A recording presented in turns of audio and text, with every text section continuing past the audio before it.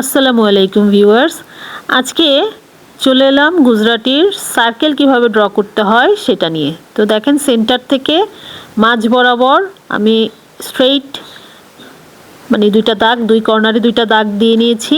দেখেন এই লাইন বরাবর সোজাসুজি দুই পাশে দুইটা এবং প্লাসের মতো সেন্টার দিয়ে যেটাকে পাস করবে প্লাসের মতো দুই কর্নারে চার কর্নারে চারটা আমি পয়েন্ট আউট করে নিয়েছি। তারপরে চার কর্নারে চারটা ছোট ছোট ঘর আমি আর্ট করে নিয়েছি।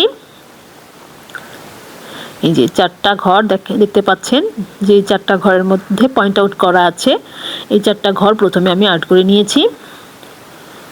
তো বোঝার সুবিধার জন্য আমি বাইরে দাগ দিয়ে দিয়েছি।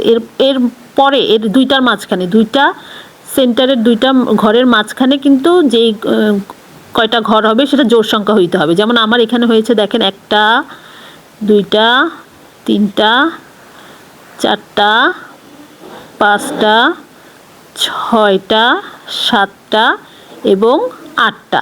মানে এই পয়েন্ট থেকে ওই পয়েন্টে, এক পয়েন্ট থেকে আরেক পয়েন্টে মাঝে আটটা ঘর হয়েছে। এখন এই পয়েন্ট নেক্সট এই পয়েন্টটা থেকে পরের পয়েন্টেও আমার আটটা ঘরই হইতে হবে।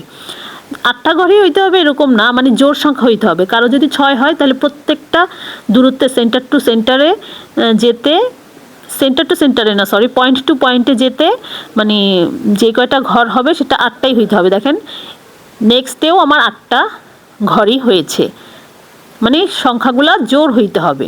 আর সার্কেল যত বড় হবে ঘরের সংখ্যা তত বেশি হবে। হ্যাঁ, এটা খেয়াল রাখতে হবে। আমার সার্কেলটা এখানে আটটা করে, প্রত্যেকটা সেন্টারে চারটা, প্রত্যেকটা কর্নারে আর কি চারটা করে ঘর আঁকার পরেও মাঝখানে একটা পয়েন্ট থেকে আরেকটা পয়েন্টে আটটা করে ঘর আমি আর্ট করতেছি। যদি একটার মধ্যে আটটা হইতো, একটার মধ্যে 7টা হইতো তাহলে কিন্তু ব্যাপারটা হইতো না, হিসাবটা ভুল হয়ে যেত, ঘরটা ভুল হয়ে যেত। তো আবার থেকে এই পয়েন্টে আসতেও আমার 8টা ঘরই লাগবে। হ্যাঁ, এভাবে। আর কারো যদি 6টা হয় তাহলে 6টা, প্রত্যেকটা পয়েন্ট থেকে পয়েন্টের দূরত্ব 6টা ঘর হইতে হবে। যার 4টা হয় সে তার 4টা, এরকম করেই মানে ঘরগুলো করতে হবে। এটা খেয়াল রাখতে হবে জোড় হয় যেন।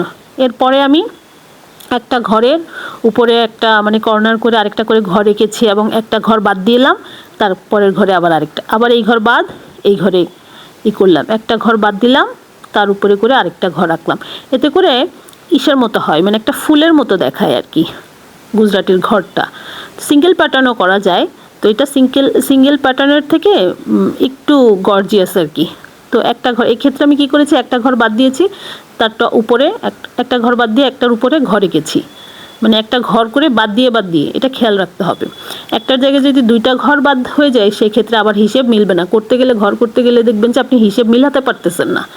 তো যখন সিঙ্গেল প্যাটার্নের ঘর হবে তখন এরকম হবে দেখতে।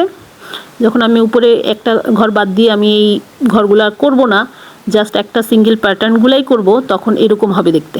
আর যখন এখন যেটা আমি আর্ট করেছি ওভারঅল সেটা দেখতে এরকম হবে, ফুলের মতো অনেকটা। তো যার যেভাবে ভালো লাগে, আমার এটা ভালো লাগে তো তাই আমি করে দেখালাম। কারো যদি সিঙ্গেল প্যাটার্ন দেখার কীভাবে করে সেটা দেখার ইচ্ছা হয় তাহলে কমেন্টে জানাবেন,